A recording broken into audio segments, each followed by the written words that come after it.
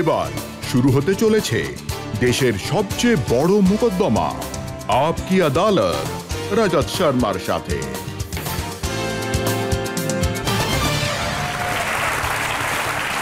নমস্কার, আপকি আদালতে আপনাদের স্বাগত।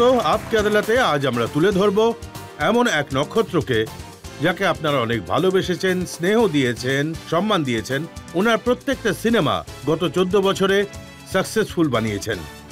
এক এমন নক্ষত্র যিনি নিজের ইচ্ছা অনুযায়ী সিনেমা বানান, এমন নক্ষত্র যিনি প্রতিবার এক নতুন রূপে ধরা দেন। Please welcome Aamir Khan.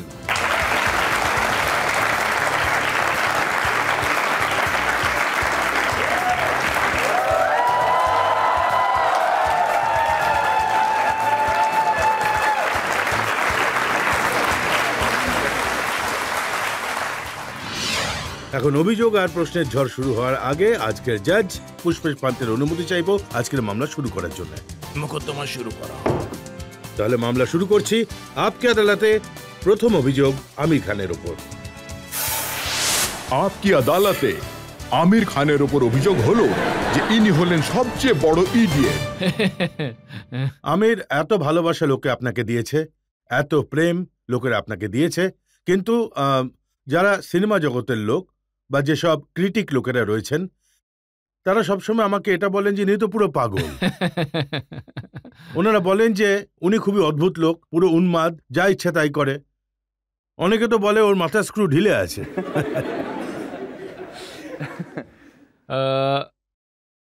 এই অভিযোগ তো আমাকে মানে মানতেই হবে। সত্যি আমি একটু বেশি পাগল। মানে হচ্ছে যে অ্যাকচুয়ালি আমি আমার মনের কথা শুনি, আর আমি যা যা সিদ্ধান্ত নিই সেগুলো সাধারণত খুবই ইমপ্র্যাকটিক্যাল হয়। তাই লোকেদের হয়তো মনে হয় যে পাগলামো করছে। আচ্ছা, আমারও মনে হয় এটা ইমপ্র্যাকটিক্যাল। যখন আমি ডিসিশন নিই আমার মনে হয় হ্যাঁ ঠিকই তো বলেছে, করা তো উচিত নয়, কিন্তু আমার মন বলে যে হ্যাঁ এটা আমার করা উচিত। আমি আপনাকে একটা এক্সাম্পল দিচ্ছি। যেমন আমরা বানিয়েছিলাম রং দে বসন্তী।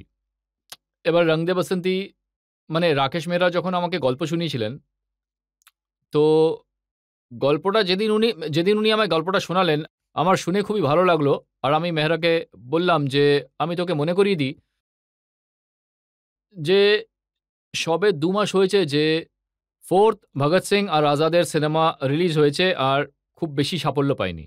আর 2 মাস পরেই এই গল্পগুলো আমাকে শোনাচ্ছে যেগুলো আবার ভগৎ সিং এবং আজাদের গল্প নিয়ে। তাহলে এটা আমরা 5ম রিমেক বানাবো ভগৎ সিং আর আজাদের উপরে। তাই এটা একটা ইমপ্র্যাকটিক্যাল ডিসিশন ছিল।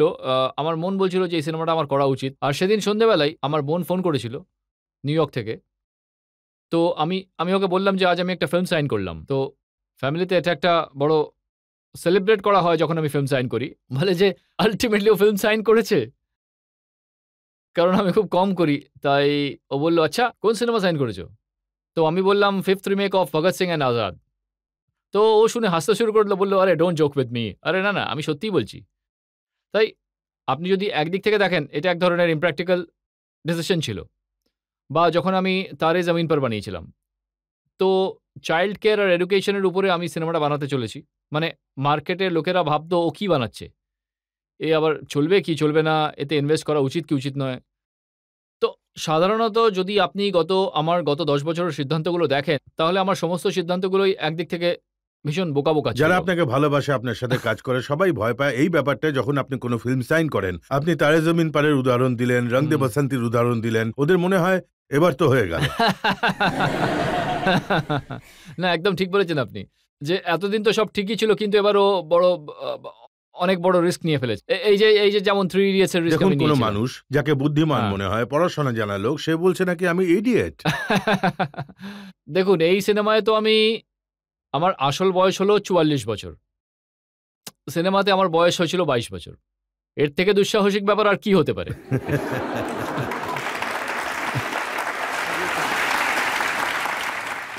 তাই আমরা খুবই স্টুপিড ডিসিশন নিয়েছিলাম এই ব্যাপারে। দেখা যাক কি হয়, আপনারাই জানাবেন।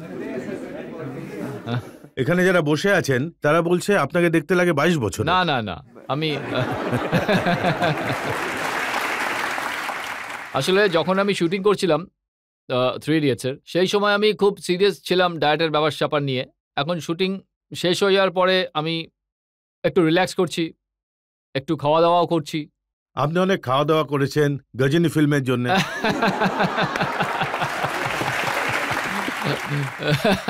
আর খেয়ে দিয়ে খুব মারধরও করেছেন।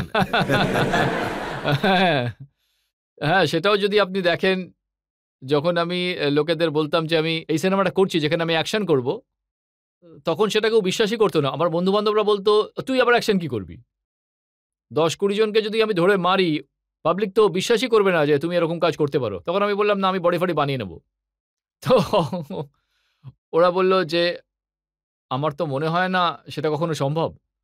তো এটাও একটা বড় আনইউজুয়াল ডিসিশন ছিল। তাই সিনেমায় ওটা দরকার ছিল আর আমি সেটা কিভাবে করেছি। করলেন? আসলে ওয়েট ট্রেনিং আমি কখনো করিনি জীবনে। তাই যখন এই সিনেমাটার জন্য করতে হলো, তখন আমি একটা ভালো ট্রেনার বেছে নিলাম আর ওর সঙ্গে পরিশ্রম করা শুরু করে দিলাম। আর যেমন আমি ট্রেনিংটা করছিলাম, আমি বুঝতে পারলাম যে এই যে আমি যে সাধনাটা করতে এসেছি, এটা খুবই কঠিন সাধনা। কারণ এই বডি বিল্ডিং ব্যাপারটা হঠাৎ করে বানানো যায় না। একটা ভালো শরীর গঠন করতে অন্তত 4-5 বছর সময় লেগেই যায়। 4-5 বছর লাগে। এদিকে তো শুটিংয়ের জন্য এত সময় পাওয়া যাবে না। তাই আমি পাগলের মতো দিন-রাত পরিশ্রম করতে লাগলাম। মানে দিনে আমি প্রায় ৩-৩.৫ ঘন্টা ওয়ার্কআউট করতাম।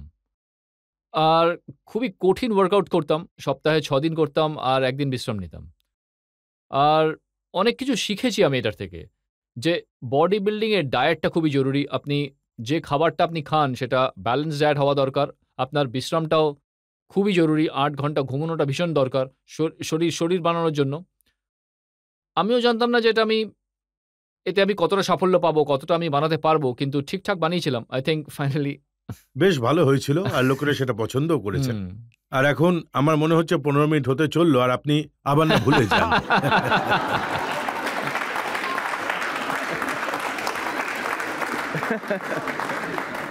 হ্যাঁ, আপনাকে তাহলে আমি বলছি রজতজি, এটা একটা অদ্ভুত ব্যাপার।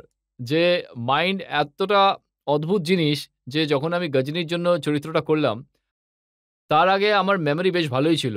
শার্প ছিল। আর গজনী করতে গিয়ে মজা করছি সত্যি। গজনী করার পর আমার মেমোরি খুব উইক হয়ে গেছে। মানে আমি লোকেদের নাম মনে রাখতে পারি না। আমি ভুলে যাই। আমি গাড়ি চালাচ্ছি আর আমি বেরিয়েছি কোথাও যাওয়ার জন্য, আমি ভুলে গেছি আমি কোথায় যাচ্ছি।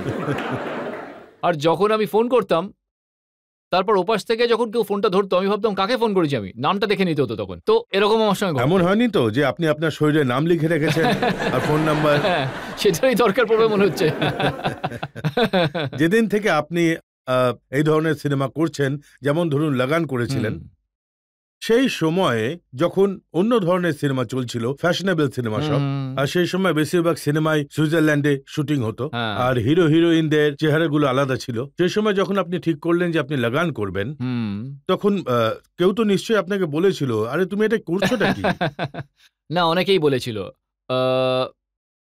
আই থিংক বেশিরভাগ লোকজন যারা জানতো যে আমি কি বানাচ্ছি বা কি তৈরি করতে চলেছি, তো ওরা বলতো যে, "তুমি খুব রিস্কি জিনিস বানাতে চলেছো। এটা তোমার বানানো উচিত নয়।" জাভেদ সাহেব লিরিক্স লিখেছিলেন আমাদের ফিল্মের জন্য। তো উনি বললেন যে, আশুতোষ বাবু গেছিলেন ওনাকে গল্পটা শোনানোর জন্য। উনি আমায় ফোন করলেন যে, "আমির, আমি তোমার সঙ্গে দেখা করতে চাই, আর্জেন্ট।" তখন আমি বললাম, "বলুন কি ব্যাপার?" উনি বললেন যে, "ভাই, এতটা অসাধারণ খারাপ স্ক্রিপ্ট আমি অনেক বছর ধরে শুনিনি, যেটা আমি আজকে শুনলাম। আর খুবই খারাপ সিনেমা, খুবই বাজেভাবে মুখ থুবড়ে পড়বে। তাই please, I am a well উইশার of yours, তুমি এই সিনেমায় কাজ করো না।" আর আমি খুবই ভয় পেয়ে গিয়েছিলাম শুনে। জাভেদ সাহেবকে খুব সম্মান করি আমি। তো আমি ওনাকে বললাম, "আপনি দাঁড়ান, আমি এক্ষুনি আপনার বাড়ি আসছি।" তো আমি ওনার বাড়ি গেলাম, ২-৩ ঘন্টা ওনার সঙ্গে কথা বললাম। আর আমি বোঝার চেষ্টা করছিলাম যে উনি কি বলছিলেন আর উনি ভুল বলছিলেন না। উনি যা বলছিলেন সেই সমস্ত ব্যাপার আমরা রুল হিসেবে ইন্ডাস্ট্রিতে ফলো করি যে এটা করা উচিত না বা ওটা করা উচিত না। এরকম সিনেমা যেন না হয়, স্পোর্টসের সিনেমা যেন না হয়। তাই যত নিয়মকানুন আছে, উনি বললেন, "যত নিয়ম আছে সিনেমার, মেইনস্ট্রিম সিনেমার, তুমি সবগুলো ভেঙে ফেলেছো আর একটা সিনেমাতেই সব ভাঙছো। তাই এই সিনেমাটা খুবই বিপজ্জনক হতে চলেছে।"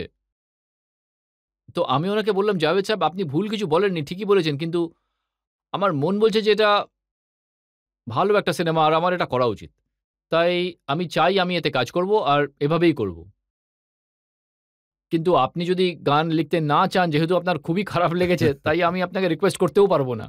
তখন উনি বললেন, না ঠিক আছে, তুমি যদি সুইসাইড করতেই চাও তাহলে আমি তোমাকে হেল্প করেই দিচ্ছি।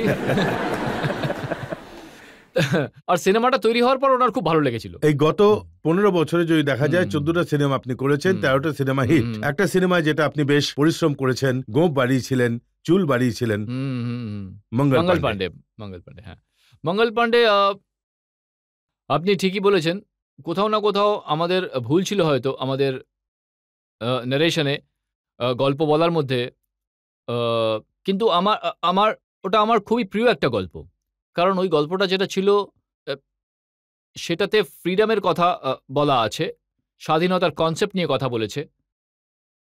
মনে হয় ওটাতে ভারতীয়রা খুব আবেগপ্রবণ হয়ে পড়ে। আর যেখানে স্বাধীনতার কথা আছে, আমাদের মনে হয় যে ইংরেজরা এসে আমাদের উপর শাসন চালিয়ে গেছে, আমাদের ওদেরকে লাথি মেরে বের করে দেওয়া উচিত। কিন্তু ওই সিনেমাতে এসব ছিল না, কারণ historically Mangal Pandey was hanged. তাই আমরা ওটার শেষটা পাল্টাতে পারবো না। হয়তো এটা একটা ডিসঅ্যাপয়েন্টমেন্ট ছিল দর্শকদের মনের মধ্যে। আপনি যদি এই সিনেমাটা দেখে থাকেন তাহলে আপনি বলুন যে আমি আর কি ভুল করেছি। না, আমি তো কিন্তু আমি আপনাকে আরো একটা কথা বলবো, যে ওটা আমার সিনেমাগুলোর মধ্যে একটা সিনেমা বলে ধরা হয় যেটা অসফল হয়েছে। কিন্তু ওই সিনেমাটা যেরকম ব্যবসা করেছে, সেটা কিন্তু অনেক সফল সিনেমাগুলোর মধ্যে মানে 2-3 গুণ বেশি হয়েছে। তাই আমার ফ্লপ সিনেমাগুলো যদি এত সাফল্য পায় তাহলে আমি খুব খুশি। আমি তো আপনাকে ওই ফ্লপগুলোর ব্যাপারে নয়, বরং যে পাগলামিগুলো রয়েছে, আর এটা নতুন কিছু নয় কিন্তু, যে সময় আপনি বাজি করেছিলেন অনেক বছর আগে, তো আমি শুনেছিলাম যে ওই সময় মেয়ের চরিত্র করার সময় আপনি পুরো বডিতে ওয়্যাক্সিং করিয়েছিলেন। ঠিক ঠিক, হ্যাঁ। এইসব জিনিস মঙ্গল পান্ডেতে তো আমি চুল বাড়িয়েছিলাম, গোঁফ বাড়িয়েছিলাম, 1-1.5 বছর লেগেছিল আমার মনে আছে গুলাম ফিল্ম, আপনি চলন্ত ট্রেনের সামনে লাফ দিয়েছিলেন আর কপাল জোরে বেঁচে গিয়েছিলেন। হ্যাঁ, ওটা বিশেষ পাগলামি ছিল আমার, আর ওটা আমার একদমই করা উচিত হয়নি। কতগুলো উদাহরণ দেবো বলুন না। রাজা হিন্দুস্তানিতে আপনি ভোটকা খেয়ে ফেলেছিলেন, আপনি মদ খান না, কিন্তু চরিত্রে ফিল আনার জন্য। হ্যাঁ, সিনটাতে মদ খেয়ে ওই রাজা যে ছিল আর কি, খুব ইমোশনাল হয়ে পড়ে, আর পুরো মানে পার্টিতে সবাই। তাই ওটাতে আমি কখনো মদ যেহেতু খাইনি, তাই আমি ভাবছিলাম এই সিনটা আমি কি করে করব, কনফিডেন্ট ছিলাম না আমি। আর আমার সবসময় ভয় লাগতো যে আমি যাতে কোনো খারাপ শট না দিই। এখন যদি মানুষ ড্রাঙ্ক হয়, আর আমি নিজে কখনো মদ খাইনি জীবনে, কিভাবে মানে আমি করবো ওই সিনটা আমি বুঝতে পারছিলাম না। তখন আমি ডিরেক্টরকে বললাম যে আমি একটা কাজ করছি, একটু খেয়ে নিচ্ছি। তো তো এটাতে হবে যে নেশাটা যেটা হবে সেটা সত্যি সত্যি হবে, তাছাড়া অ্যাক্টিং করারও প্রয়োজন হবে না। তাই কাজটা সহজ হয়ে যাবে আমার। তখন উনি ভয় পেয়েই বলেছিলেন যে আপনি তো কখনো খাননি, কিন্তু 2-3 গ্লাস খাওয়ার পর আপনি আবার ঘুমিয়ে যেন না পড়েন। তখন আপনি অজ্ঞান হয়ে যাবেন আর আমার শুটিং বন্ধ হয়ে যাবে। তো আমি বললাম দেখাই যাক চেষ্টা করে। তো আপনি বিশ্বাস করবেন না, আমি পুরো বোতলটার মধ্যে একটুখানিই পড়েছিল শুধু। কারণ সারাদিন শুটিং চলছিল, কয়েকটা সিনের 8-10 ঘন্টা শুটিং চলছিল। তখন প্রতি আধ ঘন্টা অন্তর অন্তর কেউ এসে গ্লাস দিয়ে দিত। আর মানে প্রথম 2 গ্লাস খাওয়ার পরে যখন আমাকে আবার খেতে হতো, তখন আমার প্রায় বমি পেয়ে যেত। কারণ আমার অভ্যেস ছিল না, and you know I was not used to it. So it was very, ওটার টেস্টটা একটু অদ্ভুত লেগেছিল। শরীর অভ্যস্ত ছিল না এইসব জিনিসে। এখন অভ্যেস হয়ে গেছে? অভ্যেস তো এখনো হয়নি। ওটার পরে আপনি আর শুরু করেননি? না, আমি একটু দূরেই থাকি এইসব জিনিসের থেকে, যতটা পারা যায়। এত রকমের পাগলামির উদাহরণ আমরা দেখেছি। আচ্ছা, সব থেকে বড় পাগলামির অভিনয় কোনটা ছিল?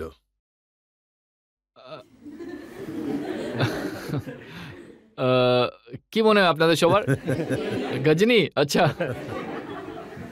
একদম আনবিলিভেবল। কিন্তু ওটাতে পাগলামি কি ছিল?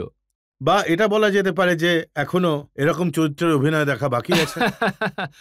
না, আই থিঙ্ক যে আমার সব ডিসিশনসই খুব অদ্ভুত ছিল প্রত্যেকটা সিনেমায়। আমার মনে হয় একটা সিনেমা যেটা করে আমি খুব আনন্দ পেয়েছি, আমি বলবো ওটাতে আমার সব থেকে বেশি পাগলামি ছিল, যদি আপনি সেভাবে দেখেন, সেটা ছিল তারে জমিন পর। কারণ ওই সিনেমাটা এমন ছিল যে যখন আমি ওটার গল্পটা শুনলাম তখন প্রথমত আমি খুবই কেঁদেছিলাম। আর তারপরে আমার ভেতরে যে ফিলিংসটা ছিল ওই সময় আমার মনে হয়েছিল এটা আমাকে শেয়ার করতেই হবে। আমার ভারতের দর্শকদের সঙ্গে আমাকে এটা শেয়ার করতেই হবে। যেটা আমি এখন অনুভব করছি। ওখানে কোনো হিরোইন নেই। আ একটা বাচ্চার গল্প ওটা। চাইল্ড কেয়ার আর এডুকেশন এর উপর সিনেমা বানাচ্ছি আমি। লোকেরা আমাকে জিজ্ঞেস করত, "আপনি ডকুমেন্টারি বানাচ্ছেন?" আমি বলতাম, "না, আমি সিনেমা বানাচ্ছি।" ডিসলেক্সিয়ার উপরে একটা সিনেমা। তাই লোকেরা ভাবত ডিসলেক্সিয়া আবার কি জিনিস? তো এটা খুবই কঠিন প্রজেক্ট ছিল বানানোর জন্য। কিন্তু যেভাবে এটাকে দর্শকরা পছন্দ করেছে আর এত মানুষের জীবন পাল্টেছে এটাতে, মানে এক প্রকার দেখতে গেলে এই গল্পটার জন্য আমি নিজে সেই মানুষগুলোর মতো আমার মধ্যেও পরিবর্তন এসেছে। আমি বাচ্চাদেরকে আলাদা নজরে দেখতে শুরু করেছি। আমি নিজের বাচ্চাদেরকেও আলাদা নজরে দেখতে শুরু করেছি। তাই আমার মনে হয়েছিল যে এটা একটা গুরুত্বপূর্ণ সিনেমা ছিল আমার কাছে, শুধু আমার কাছেই নয়, আমাদের দেশের দর্শকদের কাছেও।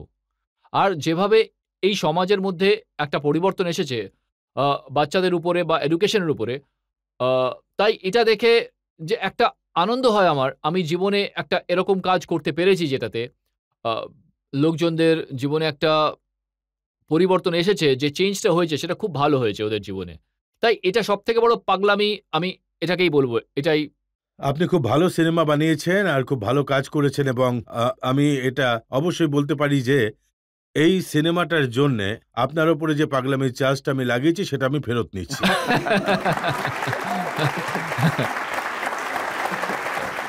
আর আমার আমার মনে হচ্ছে আপনার ক্যারিয়ারে আপনি ১ম কোনো চার্জ ফিরিয়ে নিচ্ছেন। হ্যাঁ, ১৬ বছর কোনোদিন এরকম সুযোগ পাইনি যে কারোর ওপর লাগানো অভিযোগ ফিরিয়ে নেব। আমরা একটা ব্রেক নিয়ে নেব আর ব্রেকের পর এমন অভিযোগ আনার চেষ্টা করব যেটা ফিরিয়ে নিতে না হয়। ব্রেকের পর আপনি আপনার ব্লগে কি লিখেছিলেন সেটা আমি একটু পড়ে শোনাতে চাই আরে সবাইকে। বাবা! না, না, পড়বেন না। আমি একটা গাছের নিচে আমার মা আর জুনাইদের সাথে বসে গেম খেলছি আর শাহরুখ আমার পায়ের পাতা চাটছে।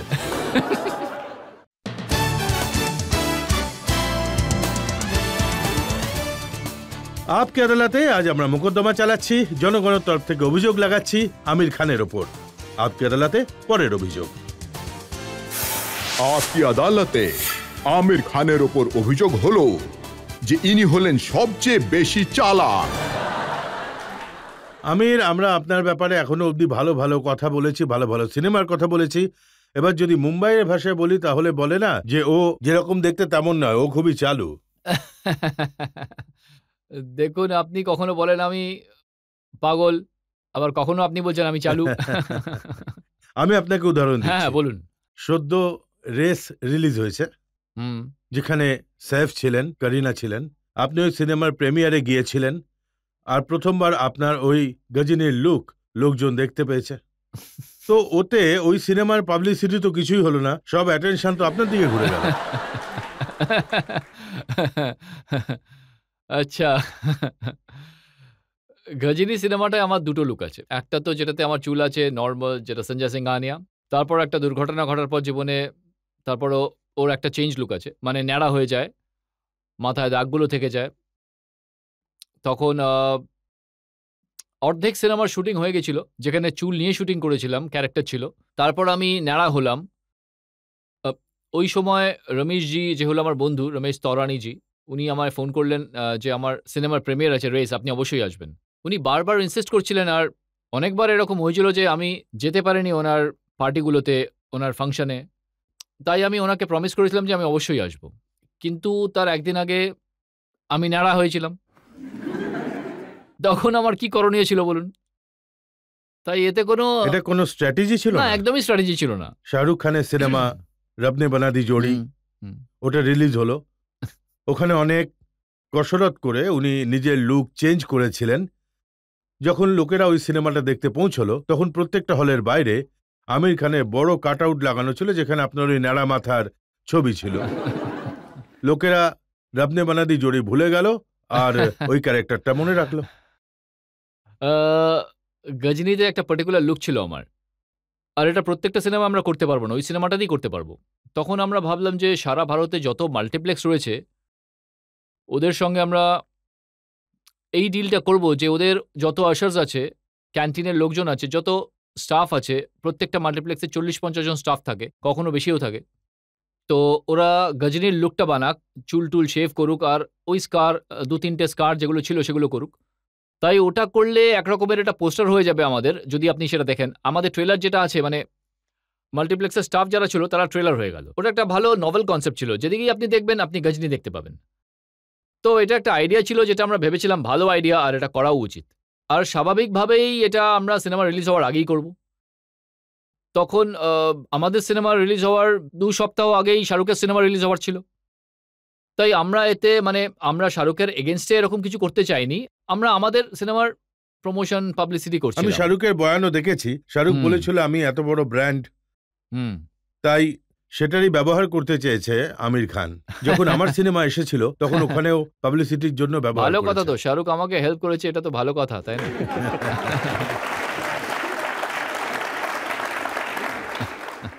আপনি আজ বলছেন যে উনি আপনাকে হেল্প করে ভালো কাজ করেছেন, কিন্তু আপনি আপনার ব্লগে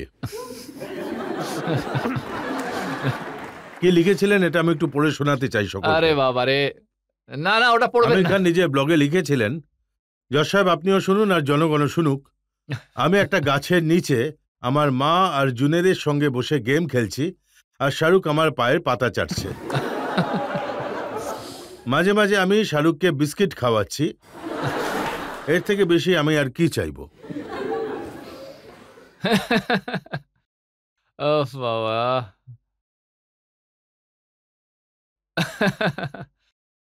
এখন আর আমি কি বলবো রজতজি? সত্যি কথা বলতে এটা একটা মজা ছিল। আর শাহরুখ আর আমার মধ্যে, মানে শাহরুখ প্রায় ফিল্মফেয়ার নাইটে আর যত এরকম শোজ হয়, অ্যাওয়ার্ড শোগুলোতে, তো প্রায়ই আমাকে নিয়েও মজা করে। আর আমার ভালোই লাগে, ও আমার বন্ধু, বন্ধু আমাকে নিয়ে মজা করবে না তো কে করবে? আ কাকতালীয় ব্যাপার যে আমরা একটা বাড়ি কিনেছি পঞ্চগানিতে, কিরণ আর আমি। আ আর ওই বাড়িতে যারা কেয়ারটেকার আছে, যারা গত ২০ বছর ধরে ওখানে কাজ করছিল, আনন্দীবাই আর বাবু, ওরাও চাইছিল যে ওরা, যেহেতু আমরা ওনার হয়ে গিয়েছিলাম তাই ওরাও আমাদের সঙ্গে থাকতে চেয়েছিল। তাই আমরাও খুশি ছিলাম যে ওরা আমাদের সঙ্গে থাকবে। আর ওদের একটা কুকুর ছিল যার নাম ছিল শাহরুখ। এবার আমি কি করব? অনেক অনেক না, সিনেমা না, আমরা আপনি দেখেছি যে শুনুন আমার ভিলেন কথা। বলে তুই যদি এটা না করিস তাহলে আমি তোর নামে কুকুর পুষবো। তাই আচ্ছা, যখন আমি বাড়িটা কিনলাম তখন আমি জানতামও না যে আমি এই বাড়ির সঙ্গে, সঙ্গে একটা কুকুরও কিনছি। আমি একদমই জানতাম না। তো যখন আমি কুকুরটাকে দেখলাম আর ও খুব হ্যান্ডসাম ছিল। আরে হ্যাঁ।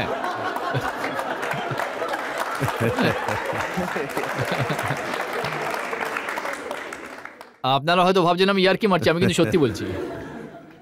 তখন আমি ওর নাম জানতে চাইলাম আনন্দীবাইকে, ওর নাম কি রেখেছো? ও বলল শাহরুখ। তখন কিরণ পাশেই বসেছিল। কিরণ বলল, অদ্ভুত নাম রেখেছে শাহরুখ। জিজ্ঞাসা করলাম, তুমি এরকম নাম কেন রেখেছো শাহরুখ? ও বলল যে এই বাংলোটায় কয়েক বছর আগে একটা অ্যাড ফিল্মের শুটিং হয়েছিল। ওখানে শাহরুখ স্যার এসেছিলেন। আর ওর কোনো অ্যাডের শুটিং হয়েছিল বাংলোটায়। আ ওই দিনই আমরা এই পাপিটাকে আমরা বাড়িতে নিয়ে এসেছিলাম। আর আমরা শাহরুখের খুব বড় ফ্যান, তাই আমরা এর নাম শাহরুখ রেখেছি। তো ওরা এটা রেখেছে কারণ ওরা শাহরুখের বড় ফ্যান, আর শাহরুখের ওই দিনকেই কাকতালীয়ভাবে ওখানে শুটিং চলছিল। কিন্তু তখন কিরণ আমাকে বলল যে, "আমের এটা ভালো দেখায় না। আমরা ওকে শাহরুখ বলব না, ওকে শাকি বলে ডাকবো।" কিন্তু আপনি বিশ্বাস করবেন না, ওই দিন থেকে আজ পর্যন্ত আমরা, কিরণ আর আমি, ওকে শাকি বলেই ডাকি, শাহরুখ বলি না। কিন্তু ব্লগে আপনি ব্লগের কথায় আসছি আমি। একদিন আমি সত্যিই এভাবে বসেছিলাম মায়ের সঙ্গে, জুনেদের সঙ্গে, বাচ্চাদের সঙ্গে। তখন আমি বললাম, "আমি শাহরুখের ব্যাপারে কিছু লিখি। তাহলে শাহরুখ সেটা পড়ে হাসবে। ও আনন্দ পাবে, হাসবে। কারণ ও এত মজা করে আমাকে নিয়ে। ওর নিশ্চয়ই মনে হয় যে আমের এখনো পর্যন্ত আমাকে নিয়ে কোনো মজা করেনি, ভালো দেখায় না।" তাই আমি আ মজা করলাম। আর আমার মনে শাহরুখের জন্য কিন্তু যথেষ্ট সম্মান আছে, আ রিগার্ডস আছে, রেসপেক্ট আছে। এটা কোনো ইয়ার্কি নয়। এমন এমন রিগার্ড রেসপেক্ট আছে যে আপনি পাবলিকলি বলে দেন যে শাহরুখ খান নাম্বার 2, কিন্তু ও নিজেকে নাম্বার 1 মনে করে। না, না, আমি কে হই ওকে নাম্বার 2 বলার? আ আসলে নাম্বারিং তো আমি করিই না। আমার কাছে আমার যে ফেভারিট স্টার আছে সেটা হলো দিলীপ কুমারজি, বচ্চন স্যার আছেন, নার্গিসজি আছেন। আমি এদের খুব বড় ফ্যান। তাই আমার কাছে নাম্বার 1 এনারাই থাকবেন। লতাজি নাম্বার 1 আমার কাছে। তাই আমার কাছে তো এনারাই নাম্বার 1। কিন্তু আমার মানে কাছে আমি তো পুরো লিস্টেই নেই। একটা পুরো আমি নাম্বার 2 তেও পড়ি না। আমার কাছে একটা লম্বা রিসার্চ আছে। আপনি শাহরুখের ব্যাপারে কি বলেছেন, শাহরুখ আপনার ব্যাপারে কি বলেছেন, আর গত কয়েক মাস ধরে এই ব্যাপারটা একটানা চলে আসছে। আসলে যখন আমাদের দুজনের সিনেমা একসঙ্গে এলো, রব নে বানা দি জোড়ি আর গজনী, দুটো 2 সপ্তাহের ব্যবধান ছিল ওগুলো রিলিজ ডেটের মধ্যে। তখন ওই সময় মিডিয়াতে শাহরুখও ইন্টারভিউ দিচ্ছিল, আমিও ইন্টারভিউ দিচ্ছিলাম। তাই আমার মনে হয় এটা ওই সময়েরই কথা। ওই সময়েরই আপনি কথা। বলেছিলেন যে ওনার মার্কেটিং স্কিল নেই। না, না, না, না, আমি এটা বলিনি। আমি অ্যাকচুয়ালি আপনাকে বলি, গত 20 বছর ধরে আমি কখনো শাহরুখকে নিয়ে কমেন্টই করিনি। কোনোদিন করিনি। কিন্তু শাহরুখ প্রায় সময়ই আমাকে নিয়ে অনেক কিছু বলেছে। আমি কখনো উত্তরও দিইনি। কাকতালীয়ভাবে আমাদের দুজনের সিনেমা একই সময় বেরিয়েছিল, তাই মিডিয়া ওকেও প্রশ্ন জিজ্ঞাসা করেছিল, আমাকেও করেছিল। কিন্তু ও প্রায় সময় এভাবে আগেও অনেক কিছু আমার ব্যাপারে বলেছে, সেবারও আমার ব্যাপারে বলা শুরু করলো। তাই এবার আমার মনে হয়েছে যে এবার একটা উত্তর দেওয়া উচিত। তাই আমি উত্তর দিয়েছি। ভালো ভালো উত্তর দিয়েছেন আপনি। এবার যেটা আমার সত্যি মনে হয়েছে আমি উত্তর দিয়েছি, কিন্তু আমি ওকে কখনো নাম্বার 2 বলিনি। আপনি এটা বলেছিলেন যে উনি নাম্বার 1 নন। না, আমি এটা কখনো বলিনি। আমি এটা বলিনি। আমি বলেছি যে ভাই আমার কাছে সচিন তেন্ডুলকর নাম্বার 1। আজ পর্যন্ত তো আমি ওকে কখনো বলতে শুনিনি যে আমি নাম্বার 1। আমি এটা বলেছি। ওনার ছেলেমেয়েরা কিন্তু আপনার বড় ফ্যান ছিল। আর যখন আপনি এই কুকুরের ব্যাপারটা লিখলেন তখন ওরা আপনার উপর রেগে যায়। হ্যাঁ, হ্যাঁ। দেখুন, আমি শাহরুখকে খুব সম্মান করি। বিশেষ করে আমি শাহরুখকে এই জন্য সম্মান করি কারণ he is really a family man. He is always looking after his children, his wife, his sister, his family. I really respect him for that. আমি খুব সম্মান করি শাহরুখকে। তাই যদি আমার তরফ থেকে এরকম কিছু হয়ে থাকে অজান্তে, যার জন্য ওর বা ওর পরিবারের খারাপ লেগেছে, তাহলে আমি তো নিঃস্বার্থভাবে আমি ক্ষমা চাইছি শাহরুখের কাছে, ওর ফ্যামিলির কাছে। কারণ আমি কারোর মনে কখনো আঘাত দিতে চাই না। যতদূর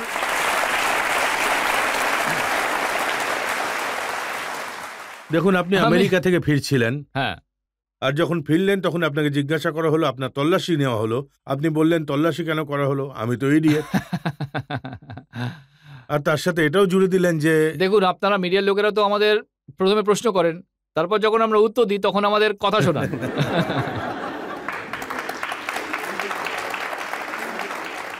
আমি এয়ারপোর্ট থেকে বেরোনোর সময় কেউ যদি আমাকে জিজ্ঞেস করে যে আপনার কি তল্লাশি হয়েছে, তখন আমি বলবো নো কমেন্টস, না হলে কি বলবো। তাই আমি বলেছি যে না, হয়নি। কিন্তু কেন হয়নি? আমি 8 ঘন্টা ফ্লাইটে বসে এসেছি আর আমাকে কেউ জিজ্ঞেস করছে তল্লাশি কেন হয়নি? তখন আমি উত্তর কি দেব? তাই আমার তখন যেটা মনে হয়েছিল আমি সেটাই বলেছিলাম যে হয়নি, কারণ আমি ইডিয়েট। কারণ আমার মতে ইডিয়েটদের তল্লাশি হয় না। আপনি সাথে এটাও বলেছিলেন শাহরুখের এই জন্য হয়েছে কারণ ও নিজেকে খুবই ইন্টেলিজেন্ট মনে করে। এটা তো বললেন না? না, না। আমার মনে হয় এটা আপনার মনের কথা, যেটা আপনি বলছেন। এই কথাটা সত্যি যে আপনি আগে কখনো মজা করতেন না, আগে কখনো রিয়্যাক্ট করতেন না।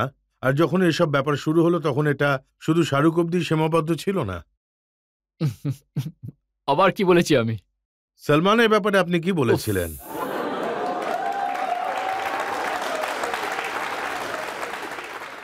কি বললাম আমি আমি তো সলমানের এটাও ব্যাপারে? জানতে পেরেছি যে আপনার যে ভাইপো আছে, ওনার যে সিনেমাটা বেরিয়েছে যেখানে আপনি মেন সূত্রধার ছিলেন, ওখানে আপনি একটা গান লিখিয়েছিলেন।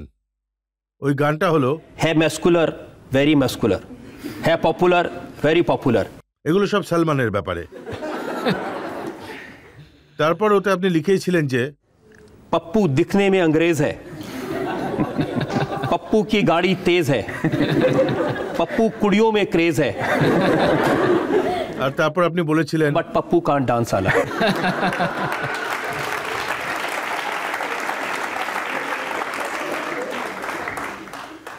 দেখুন, এটা সত্যি যে এই সিনেমাটা আমি প্রডিউস করেছি।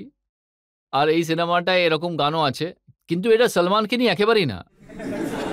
আমি তো আমি এটাই বলি কেন- শুনেছি যে ওই গানটা আসলে আপনি লিখেছিলেন আর সলমানের জন্যই লিখেছিলেন। না, না, এটা তো লিখেছে আব্বাস।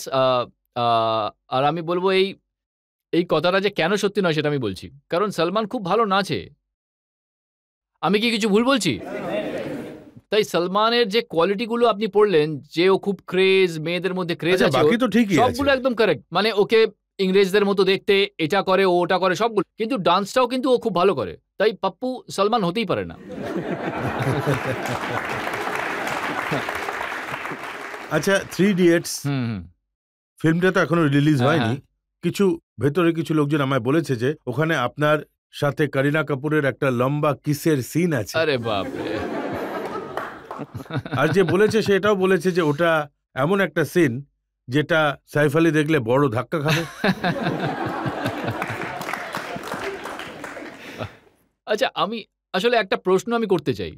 এই সব কথা আপনারা কিভাবে জানতে পারেন?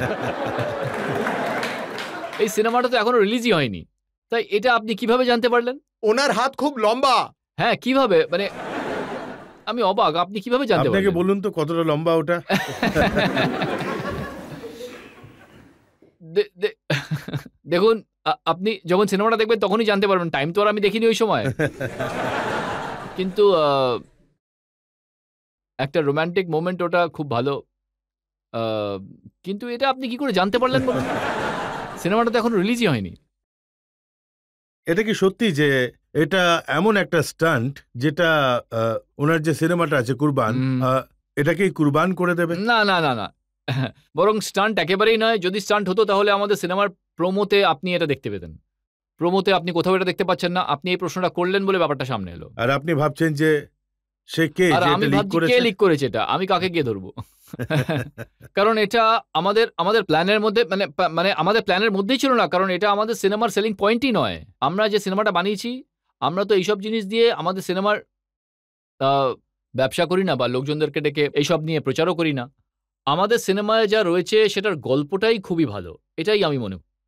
এটার যে ইউনিক পয়েন্ট আছে সিনেমাটায়, সেটাই এর গল্প। এত ভালো গল্পটা। আর রাজু, উনি যে ধরনের ডিরেক্টর, উনার বিশেষত্ব হলো এটা যে উনি আপনাকে এন্টারটেইন করেন, তার সঙ্গে, সঙ্গে এনরিচও করেন। মানে হলো সেটা দেখে আপনি আনন্দও পাবেন আর কিছু শিখতেও পারবেন সিনেমাটা থেকে। যেমন উনি বানিয়েছিলেন গান্ধীগিরি, মুন্না ভাই, লগে রহো মুন্না ভাই, এমবিবিএস। তাই এই সিনেমাতেও আমার মনে হয় উনি এমন গল্প লিখেছেন যেটা দেখে আমরা আনন্দ পাবো, এন্টারটেইনও হব আমরা। আর তার সাথে, সাথে আমরা কোনো বিশেষ একটা জিনিস শিখতেও পাবো। আমরা অপেক্ষা করব ওই ফিল্মটার জন্য। আর এটাও দেখব যে ওই সিনটা কতক্ষণের হবে। এখন আমরা আবার একটা ব্রেক নিয়ে নেব। আর ব্রেকের পর যখন আমাদের আবার দেখা হবে, তখন আপকে আদালতে আমির খানের ওপর জনগণের মোকদ্দমার আরো এক পর্ব। ফারাহ খানের সিনেমা, হ্যাঁ, হ্যাঁ। পুরো ইন্ডাস্ট্রি ছিল, শাহরুখ সকলকে ডেকেছিল ওই গানটায়, ওই হ্যাঁ। গানটায়। কিন্তু একজন মানুষ ওই ইন্ডাস্ট্রির ওখানে ছিল না, তিনি হলেন আমির খান। আমার মনে হয় আমি এইসব জিনিসে ঠিক ফিট করি না। আপনি অস্কারের জন্য ঠিক।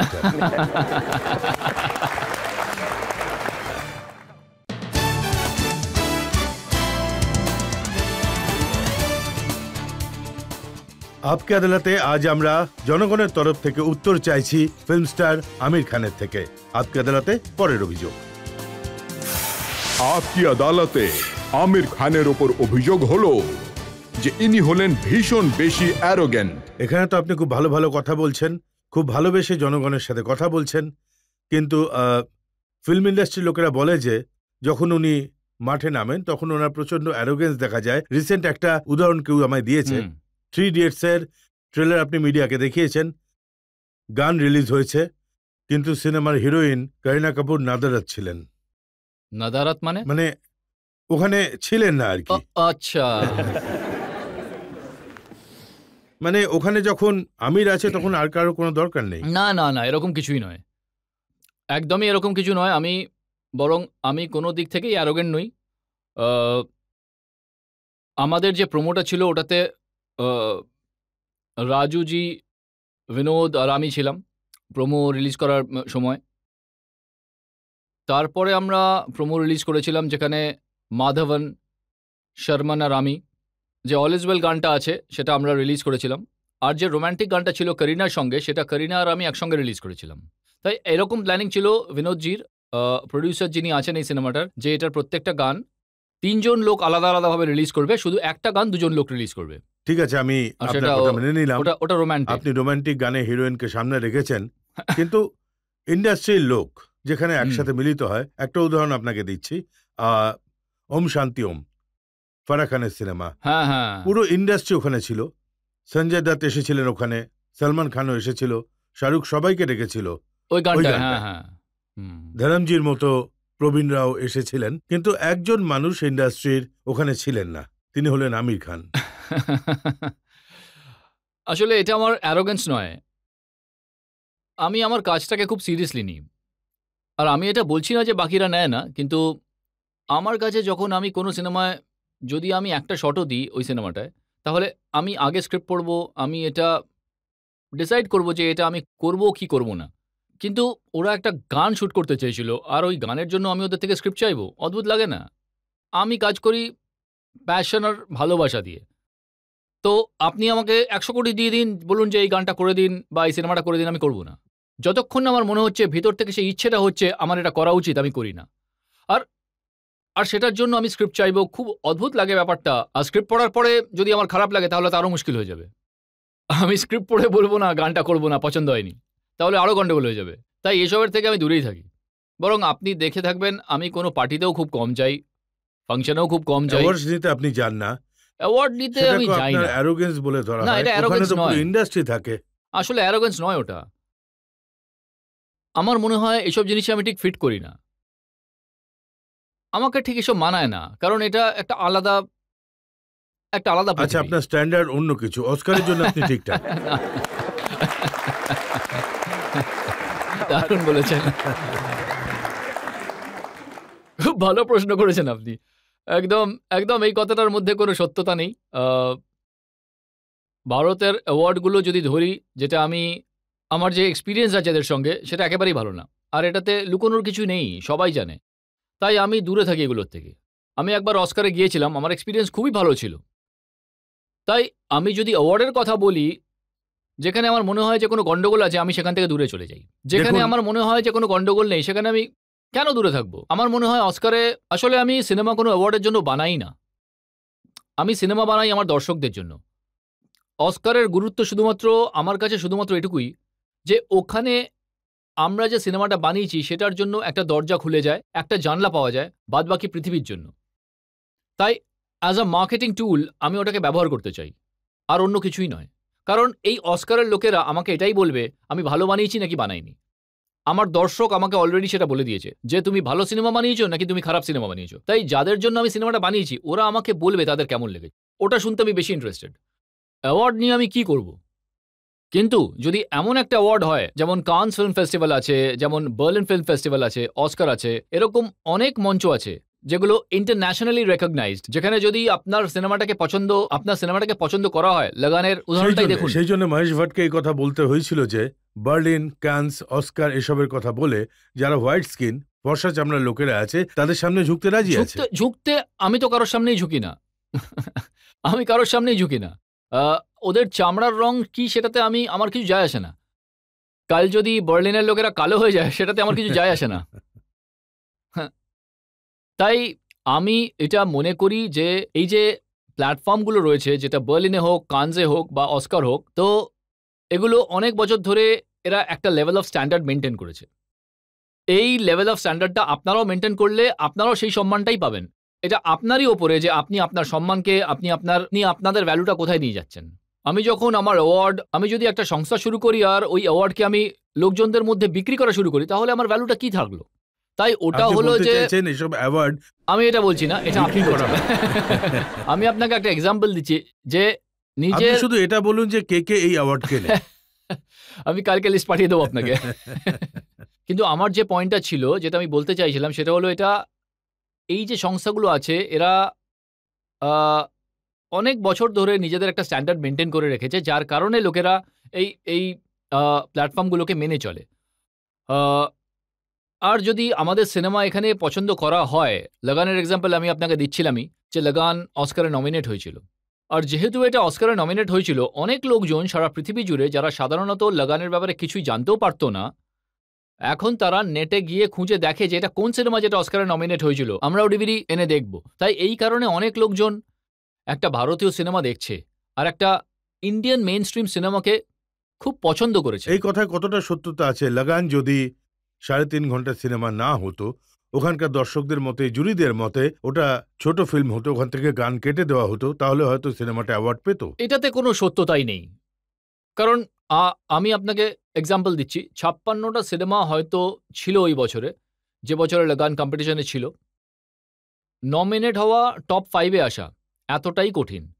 যতক্ষণ জুরি মেম্বাররা, যেখানে প্রায় 300 থেকে 400 জন জুরি মেম্বার থাকে ওদের, মানে 7-8 জন জুরি মেম্বার থাকে না, যতক্ষণ পর্যন্ত না ওই 300-400 লোকজনদের আপনার সিনেমা খুব ভালো লাগে, ওটা টপ 5-এ আসতেই পারবে না। তাই যদি ওদের মনে হয় যে আপনার সিনেমায় গান আছে আর ওদের গান পছন্দ নয় বা অনেক লম্বা সিনেমা পছন্দ করবে না, তাহলে নমিনেটই হতো না। আমাদের সিনেমা খুব ভালো লেগেছে, আমাদের ভারতের একটা সিনেমা ওদের খুবই পছন্দ হয়েছে, তারপরেই ওটা নমিনেট হয়েছে। কমপক্ষে 10-12টা সিনেমা ছিল ওই বছরে যেগুলো খুবই দারুণ সিনেমা ছিল সারা পৃথিবী জুড়ে, যেগুলো নমিনেশন পায়নি, লাগান নমিনেট হয়েছিল। তাই যখন আপনি নমিনেট হন অস্কারে, এক প্রকার আপনি জিতেই গেছেন। অস্কারের ফাংশনে যখন আমি গিয়েছিলাম, ওখানে আমাকে মানে ইংরেজরা ছিল, আমি ওদেরকে চিনতামই না। ওনারা আমাকে চিনতো কারণ ওরা লাগান দেখেছিল, আর ওনারা যে জুরি মেম্বার ছিল সেটা আমি জানতামই না। তাই ওরা যখন আমাদের নাম অ্যানাউন্স হয়নি, নো ম্যানস ল্যান্ডের নাম অ্যানাউন্স হয়েছিল, তখন ফাংশন শেষ হওয়ার পরে কমপক্ষে 50 জন লোক আমার কাছে এসেছিল। আর ওনারা আমাকে বলল যে আমাদের খুব খারাপ লেগেছে যে আপনার সিনেমা জিততে পারলো না। তখন আমি জিজ্ঞেস করলাম কেন, আপনাদের কেন খারাপ লেগেছে? ওনারা বললো যে আমরা জুরিতে ছিলাম আর আমরা আপনাকে ভোট করেছি। তো আমাদেরও খুব ভালো লেগেছে ওই সিনেমাটা। যদি আপনার সিনেমাটা নমিনেশন তো পেয়েছিল, অ্যাওয়ার্ড পেত, তাহলে খুব খুশি হতেন। কিন্তু অন্য একটা সিনেমা ওটা পেল, স্লামডগ মিলিয়নিয়ার, ওটা অস্কার অ্যাওয়ার্ড পেল, কিন্তু আপনি বলেছিলেন যে আমার তো এই সিনেমাটা ভালো লাগেনি। দেখুন, আমার একটা প্রবলেম আছে, আসলে আমি অ্যারোগ্যান্ট নই, আমি সত্যবাদী লোক। তাই আমি মিথ্যে বলতে পারি না। যখন স্লামডগ মিলিয়নেয়ার আমি দেখিনি, আমার বন্ধুর সিনেমা, অনিল কাপুর আমার খুব ভালো বন্ধু একজন, আর আমি নিজে ড্যানি বয়েলের একজন ফ্যান। যখন আমি শুনলাম উনি সিনেমা বানিয়েছেন আর ওই সিনেমাটা লোকেদের পছন্দ হয়েছে, আমি খুব খুশি হয়েছি। আমি প্রিমিয়ারেও গিয়েছিলাম ওনাকে উইশ করার জন্য, তখনও আমি সিনেমাটা দেখিনি। যখন আমি সিনেমাটা দেখলাম তখন আমার মনে হলো যে আমার পার্সোনালি মোটামুটি লেগেছিল, খুব ভালো লাগেনি। এবার আমি মিথ্যে কি করে বলবো যে আমার খুব ভালো লেগেছে সিনেমাটা, খুব দারুণ সিনেমা। তাই আমার মোটামুটি লেগেছিল সিনেমাটা। এবার উনি যেভাবে দেখিয়েছিলেন ভারতবর্ষকে এসব জিনিস হয়ে থাকে, তাই আমার মনে হয়েছিল যে এসব জিনিস তো হয় না আমাদের ভারতবর্ষে, যেটা উনি দেখাচ্ছেন। তাই আমি পার্সোনালি আমার সিনেমাটা খুব একটা ভালো লাগেনি। তো এটাই সত্যি, আমি আর কি বলতে পারি। কিন্তু এটাও তো সত্যি যে সিনেমাটা অস্কার পেয়েছে। ভালো খবর, ওদের মেম্বারদের ওটা ভালো লেগেছে, এতে আর কি করা যেতে পারে। দেখুন, সিনেমা হলো একটা সাবজেক্টিভ জিনিস, এতে কোনো রুলস বা রেগুলেশনস নেই। কোনো সিনেমা আমার ভালো লাগতে পারে, আপনার ভালো নাও লাগতে পারে, কিন্তু আমাকে এটা বিশ্বাস করতে হয়, যে লোকটা মঙ্গল পান্ডে দেখে বলে যে আমি ডিসঅ্যাপয়েন্ট হয়েছি, তাই আমাকে এটা মানতে হয় যে ও ওটা দেখেছে আর ওর ওটা ভালো লাগেনি। I have to accept that. আমি বলতে পারি না যে তুমি ভুল বলছো, সিনেমাটা ভালো, তোমার কেন ভালো লাগেনি, ওর ওটা ভালো নাই লাগতে পারে। ঠিক আছে, অস্কারের ব্যাপারটা তো আমি মেনে নিলাম। ব্ল্যাক সিনেমাটা, অমিতাভ বচ্চন, সবাই রেসপেক্ট করে। আপনি ওই সিনেমাটা দেখার পর বলেছিলেন যে ওটা ইনসেনসিটিভ সিনেমা। হ্যাঁ, ঠিক। ব্ল্যাক যখন আমি দেখেছিলাম তখন আমার ভালো লাগেনি, কি করব আমি। আর ওটাতে আমার মনে হয়েছিল যে আমরা এটা কি দেখাচ্ছি আমাদের দর্শকদের। আমার কোনটা খারাপ লেগেছিল আমি বলছি, যে আমরা যখন বাচ্চার ব্যাপারে, একটা মেয়ে যে শুনতে পারে না, যে দেখতে পারে না, যে কথা বলতে পারে না, আমরা ওই বাচ্চাটাকে থাপ্পড় মারছি, ওর মাথাটা আমরা জলের মধ্যে ডুবিয়ে দিচ্ছি, আর ওকে আমরা বিভিন্নভাবে মানে ভয় দেখিয়ে, হুমকি দিচ্ছি, ওকে টর্চার করে আমরা শেখাচ্ছি ওকে। ভারতবর্ষে আপনি দেখবেন সারা দেশে চাইল্ড কেয়ারে চাইল্ড অ্যাবিউজ অনেক বেশি হয় ভারতবর্ষে। আমরা বাচ্চাদেরকে থাপ্পড় মারার সময় একটুও চিন্তাই করি না, আমরা ভাবি ওটাই নর্মাল ব্যাপার। তাই থাপ্পড় মারাটা ভারতীয়দের জন্য খুবই নর্মাল ব্যাপার। মানে আমি বলতে চাইছি, শহরে, গ্রামে, মফস্বলে যদি আপনি দেখেন, চাইল্ড অ্যাবিউজ এত বেশি রয়েছে ভারতবর্ষে, তার উপরে আপনি ওটার উপরে একটা সিনেমা তৈরি করছেন, যেখানে একজন লিড অ্যাক্টর, উনি ওকে থাপ্পড় মারছেন, ওর মাথাটা জলে ডুবিয়ে দিচ্ছেন, আর তারপরে ও আবার ভালো হয়ে যাচ্ছে, মানে শিখে ফেলছে যেটা ওকে শেখাতে চাইছে। তাহলে আপনি কি মেসেজ দিচ্ছেন দর্শকদের? মেসেজ এটাই দিচ্ছেন যে তোমার বাচ্চার যদি কোনো প্রবলেম থাকে তাহলে ওকে খুব মারধর করো, ভালো হয়ে যাবে।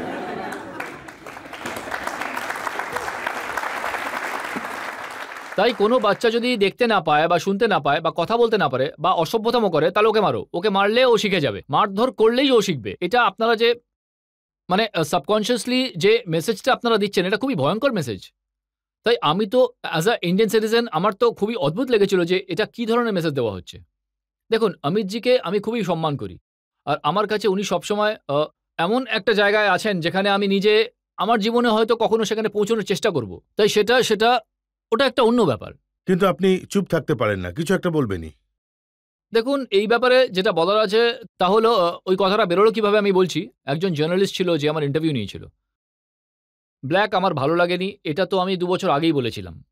আর অমিতজিকেও আমি বলেছিলাম এটা। কারণ আমি হলাম ওনার একজন ফ্যান, আর এটার পর যখন ওনার সঙ্গে আমার দেখা হয়, তখন উনি এই কথাটা জানতেন। আমি ওনাকে এই কথাটা বলেছিলাম। আর উনি আমাকে জিজ্ঞাসাও করেছিলেন যে, "তোমার কেন ভালো লাগেনি?" আমি ওনাকে বলেও ছিলাম যে কোন জিনিস আমার যেটা আমার মনে হয়েছিল সেটা উনাকে বলেছিলাম। আর উনি কথাটা জানতেন। তারপরে ২ বছর পরে মানে ব্ল্যাক কোনখানে রিলিজ হয়ে গিয়েছিল আরকি, মানে সেটা ২ বছর পরে কেউ আমার ইন্টারভিউ নিয়েছিল। আর উনি আমাকে অনেক প্রশ্ন করেছিলেন। আচ্ছা, উনি হয়তো আমার ২ বছর আগের ইন্টারভিউ পড়েছিলেন। তাই উনি আমাকে আবার ব্ল্যাকের ব্যাপারে জিজ্ঞাসা করলেন। তাই আমি আবার একই উত্তর দিয়েছিলাম। উনি পুরো ইন্টারভিউটার মধ্যে বাদবাকি আমার যে ২ ঘন্টার ইন্টারভিউ ছিল সেটাকে আলাদা করে দিলেন। আর উনি পুরো ইন্টারভিউটা ব্ল্যাকের উপর বানিয়ে দিলেন। তাই ওটা দেখে মনে হচ্ছিল আমি যেন আদা জল খেয়ে শুধু ব্ল্যাকের পেছনেই পড়ে গেছি। তাই এটা আনফরচুনেট একটা ব্যাপার। আ কিন্তু আমার পরে মনে হয়েছিল যে আমার হয়তো ওটা বলাই উচিত হয়নি। আপনি ঠিকই বলছেন, হয়তো আমার এটা বলা উচিত হয়নি। কি মনে হয় আপনাদের? চুপ করে থাকা উচিত? এখানে যারা বসে আছে সবাই বলছে আপনার সত্যিটাই বলা উচিত। আর আমি ভদ্রভাবেই বলছি। মানে আমার মনে হয় যে ঠিক আছে, ভুল তো আমারও হতে পারে। মানে আমি কিন্তু অমিতজির উপরে রেসপন্সিবিলিটি দিচ্ছি না। আমি ফিল্ম মেকারের উপর রেসপন্সিবিলিটি দিচ্ছি। সিনেমা যে বানায়, যে গল্পটা লেখে, প্রায়ই আমরা অ্যাক্টররা নিজেদের জগতে ব্যস্ত থাকি, নিজেদের কাজকর্ম করতে থাকি। হতেই পারে যে কিন্তু আমি অ্যাকচুয়ালি লেখক আর ডিরেক্টরের উপরেই বেশি রেসপন্সিবিলিটি দিই, যেকোনো সিনেমার। সেই সিনেমাটা খারাপ হোক, ভালো হোক, যাই হোক। বাকি যেটা আছে সেটা ইন্টারভিউ যে নিয়েছিল তার উপর দিয়ে দিলেন। কখনো আপনারা একটু চালাকি করেই থাকেন। কি আর করা যাবে? কিন্তু একটা ইমপ্রেশন অবশ্যই ক্রিয়েট হয় যে বাদবাকি ইন্ডাস্ট্রি যা কিছু করে আপনি সেটার থেকে আলাদা পথে হাঁটেন। একটা উদাহরণ আমি আপনাকে দিচ্ছি। ম্যাডাম টুসর্টসে ওয়্যাক্স মিউজিয়াম আছে, প্রেস্টিজিয়াস জিনিস আছে, অমিতাভ বচ্চন ওখানে আছেন, ঐশ্বরিয়া রাই ওখানে আছেন, শাহরুখ খানের পুতুলও ওখানে আছে, সলমান খানও আছেন। কিন্তু যখন আমির খানের কাছে ওটার অফার এলো তখন আপনি বললেন যে এসব আবার কি জিনিস, আমি এসব চাই না। না, এরকম কোনো ব্যাপার নয়। আসলে ওটা হয়তো ভুল ব্যাখ্যা করে কথাটা বাইরে বলা হয়েছে। আ ম্যাডাম তুসর্স যে মিউজিয়ামটা আছে সেটা খুবই ভালো মিউজিয়াম। আলাদা মানুষকে ওরা ওখানে ডিসপ্লে করে রেখেছে, ইন্টারন্যাশনাল স্টারদের। তো খুবই ভালো কথা এটা। যখন আমার কাছে ইন্টিমেশনটা এলো তখন আমি আমার কাজে প্রায়ই ব্যস্ত থাকি। আর যেটা আমার আমার যেটা প্রায়োরিটি আছে তার মধ্যে এইটা আমার প্রায়োরিটি নয় কিন্তু। আর এটা তো ফ্যাক্ট। আমার প্রায়োরিটি এটা নয় যে আমি দাঁড়িয়ে থাকবো, ফটো তুলবো, আমার পুতুল বানাও। এটা আমার প্রায়োরিটি নয়। আমি ওই সময় ব্যস্ত ছিলাম আমার কাজকর্মে, আমি কিছু করছিলাম। হয়তো ওরা অন্য সময় আমায় জিজ্ঞেস করলে আমি হয়তো হ্যাঁ বলে দিতাম। জানি না সেটা। কিন্তু ওই সময় আমি ব্যস্ত ছিলাম, তাই আমি বলেছিলাম এই মুহূর্তে আমার কাছে একদম সময় নেই। আমি সিনেমা নিয়ে ব্যস্ত, আমি এসব করতেই পারব না। তাই আমার প্রায়োরিটি হচ্ছে যেটা আমি করছি সেটাতে আমি মনোযোগ দিই। তখন আমি পারিপার্শ্বিক ব্যাপারে কিছু ভাবি না। আমার কি করা উচিত, কি করা উচিত নয়। তাই এটা আসলে অ্যারোগেন্স এর যে অভিযোগটা আপনি আমার উপর দিচ্ছেন, ওটার বিশেষ একটা কারণ কিন্তু এটাও হতে পারে। আমি যখনই কোনো একটা কাজ করি, তখন আমার সব এনার্জি ওই একটা কাজের মধ্যেই এতটা ফোকাস হয়ে পড়ে যে প্রায়ই আমি আশেপাশের যত রকমের জিনিস রয়েছে আমি টোটালি ভুলে যাই। আমার কোনো বন্ধু আমাকে ফোন করলে আমি সেটা ধরি না। সে ভাবতে পারে হয়তো ও খুবই অ্যারোগেন্ট, কারণ ফোনটা পর্যন্ত রিসিভ করছে না। আসলে আমি অ্যারোগেন্ট ওই সময় একদমই হই না। আমি আমার কাজে ডুবে গেছি। আর আমি অন্য কোনো পদ্ধতি জানি না কাজ করার। এটা আমি পারপাসলি করছি না। ঠিক আছে, আপনি যে উত্তরটা দিয়েছেন এটা শুনে জনগণ সিদ্ধান্ত নেবে, জনগণের যা সিদ্ধান্ত সিদ্ধান্ত নিন নেবে। আপনারা। আপনি কি সত্যি অ্যারোগেন্ট নাকি নন? কিন্তু আমার কাছে এখনো অনেক আরো অভিযোগ অভিযোগ আছে। আছে। আমরা একটা ব্রেক নিয়ে নেব, আর ব্রেকের পর আমির খানের উপর জনগণের মোকদ্দমার আরো এক পর্ব। রাম গোপাল বর্মা এই অভিযোগটা করেছেন। অনেক প্রশ্ন করে, মাথা খারাপ করে দেয়। এর সাথে কাজ করে তো খুবই কঠিন। তো অ্যাকচুয়ালি রামু যদি আমার সঙ্গে কাজ না করে তাহলে এর থেকে বেশি খুশি আমি ছাড়া আর কেউ হতে পারে না।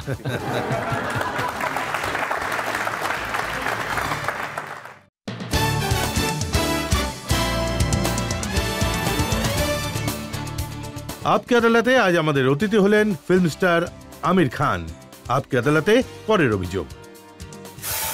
আপকি আদালতে আমির খানের ওপর অভিযোগ হলো যে ইনি হলেন এক নায়কতন্ত্রে বিশ্বাসী।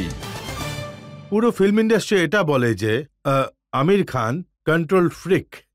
যে সিনেমায় কাজ করেন নিজের টার্মস ডিটেক্ট করেন, যেমন চান তেমনই সিনেমা বানানো হয়। ওনার আঙুলের ইশারায় বাকি সবাই নাচে, including the director of the film. আপনি যদি ইন্ডাস্ট্রিতে সত্যি ইনভেস্টিগেট করেন, খোঁজখবর নেন, তাহলে আপনি এটা শেষমেশ দেখতে পাবেন যে যে যদি ইন্ডাস্ট্রিতে কেউ একজন থাকে যে শুধু ডিরেক্টরের কথা শোনে আর ডিরেক্টরকে লিডার মনে করে ওনার পিছনে থাকে, সেটা হলাম আমি। এটাতে আমার এক ফোঁটাও সন্দেহ নেই। মানে আমার ক্যারিয়ারের শুরুতে কায়ামত সে কায়ামত তাক রিলিজ হয়েছিল, সফল হয়েছিল, তারপর অনেক সিনেমা আমি সাইন করেছিলাম। আর ওটা একটা সময় ছিল আমার ক্যারিয়ারে যখন আমি প্রায় ৮-১০টা সিনেমা সাইন করেছিলাম, যেগুলো যখন রিলিজ করেছিল তখন সফল হয়নি। 5টা সিনেমা রিলিজ হয়েছিল আর 5টাই ফ্লপ হয়েছিল। হ্যাঁ, আর তখন আমি ভালোভাবে বুঝতে পারলাম যে ডিরেক্টরের গুরুত্ব ঠিক কতটা, আর আমার কাছে ডিরেক্টর পছন্দ করা খুবই গুরুত্বপূর্ণ হতে চলেছে। তাই সবার প্রথমে আমি যে রুলটা তৈরি করলাম তা হলো, যতক্ষণ না ডিরেক্টরের উপরে আমি পুরোপুরি ভরসা করতে পারছি, আমি সাইনই করব না সিনেমা। তারপর ওই ডিরেক্টর কি বানাতে চাইছে, ওনার গল্প কতটা আমার মন ছুঁয়ে যাচ্ছে, সেটা বেশি গুরুত্বপূর্ণ। আর প্রডিউসার এমন হবে যে আমাকে সাপোর্ট করবে, ক্রিয়েটিভ টিমকে সাপোর্ট করবে সিনেমাটা ভালো বানানোর জন্য। সিনেমাটা তৈরি হলে যেন সেটা ভালোভাবে রিলিজ করা যায়। এই 3টে জিনিস খুবই গুরুত্বপূর্ণ আমার কাছে যখনই আমি কোনো ফিল্ম চুজ করি। আর এই 3টে জিনিসের মধ্যে সবথেকে বেশি গুরুত্বপূর্ণ হচ্ছে ডিরেক্টরটা কেমন। তাই এতটা ইম্পর্টেন্স, এতটা ভ্যালু আমি দিই যে ডিরেক্টর কে। তারপরে যখন আমি ডিরেক্টরকে চুজ করি, আর প্রচুর সময় লাগাই আমি ডিরেক্টর চুজ করতে। আপনি জন ম্যাথিউকে জিজ্ঞাসা করুন, নতুন ডিরেক্টর আশুতোষ গোয়ারিকারকে জিজ্ঞেস করুন, ফারহান আখতারকে জিজ্ঞেস করুন। ওদের গল্প শোনার পর আমার কমপক্ষে 1.5 বছর 2 বছর লেগেছিল ওনাদের হ্যাঁ বলার জন্য। মানে ওনারা আমাকে মেরেই ফেলতো, ওটাই শুধু বাকি ছিল। আরে তোমার যদি গল্প পছন্দ হয়ে থাকে তাহলে তুমি হ্যাঁ বলছো না কেন? আমি এই জন্য হ্যাঁ বলছি না, কারণ আমি যাচাই করছি আপনি যা বানাতে চাইছেন সেটা আদৌ বানাতে পারবেন কি পারবেন না। আপনাকে এটাও বলছি না যে আপনি আমার জন্য অপেক্ষা করুন, আপনি অন্য কারোর সঙ্গে কাজ করুন, কিন্তু আমার সঙ্গে কাজ করতে হলে তাহলে আমার সময় লাগবে। কারণ আমি যখন আপনাকে ডিরেক্টর হিসেবে চুজ করব, তারপর আমি সারেন্ডার করব। আর যখন আমি সারেন্ডার করব, তখন আপনি গাড়িটাকে যেদিকে নিয়ে যাবেন গাড়ি সেদিকেই যাবে। তাই ডিরেক্টর চুজ করার আগে আমি অনেক চিন্তা ভাবনা করি। ডিরেক্টরের ব্যাপারে ইন্টারফেয়ার করা মানে সেটার প্রশ্নই ওঠে না। তারপরে ডিরেক্টর যেটা বলে আমি সেটাই করি।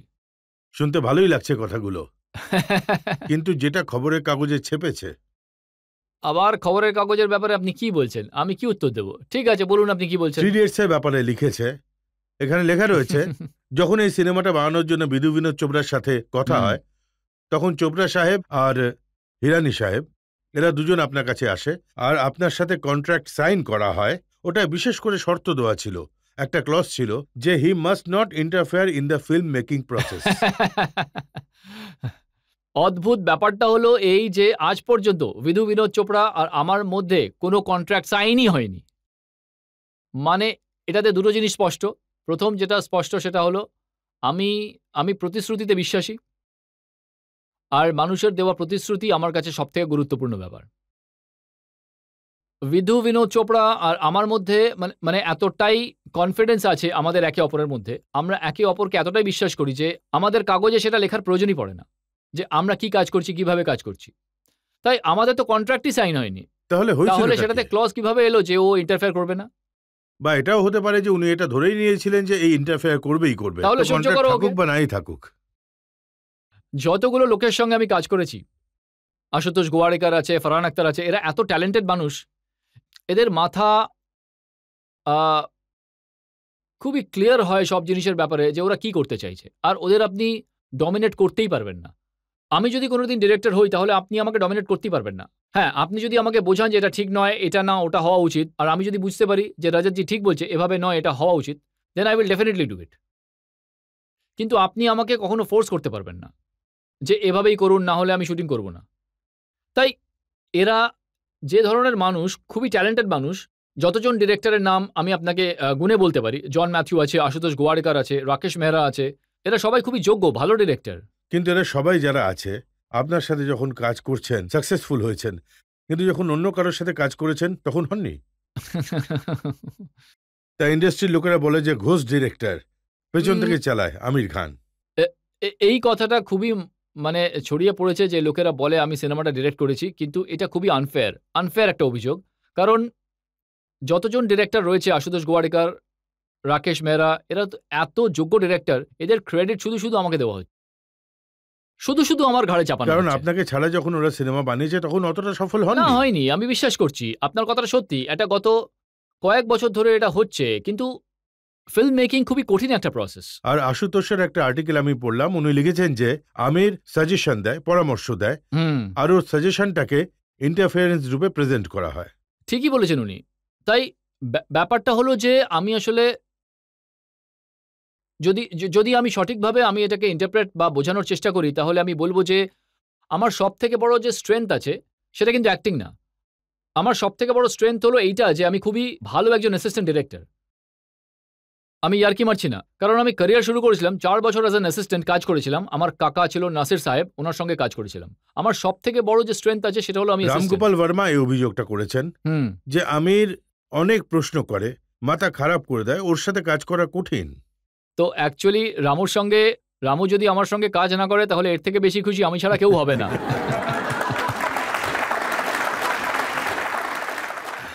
আমি খুবই খুশি হয়েছি যে ও আমার সঙ্গে কাজ করে না।